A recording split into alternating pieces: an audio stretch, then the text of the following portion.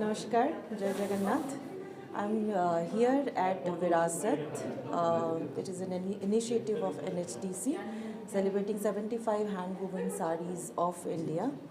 I'm here today and my name is Lipsa Hembram.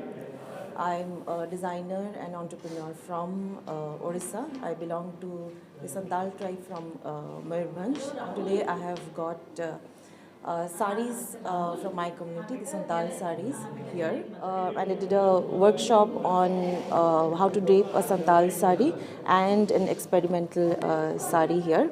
There are other workshops also that are happening here.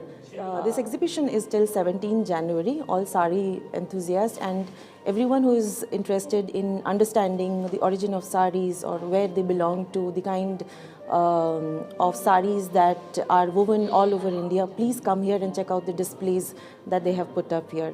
I'm very sure that you will gain interesting facts and knowledge about different types of saris of India. Thank you so much.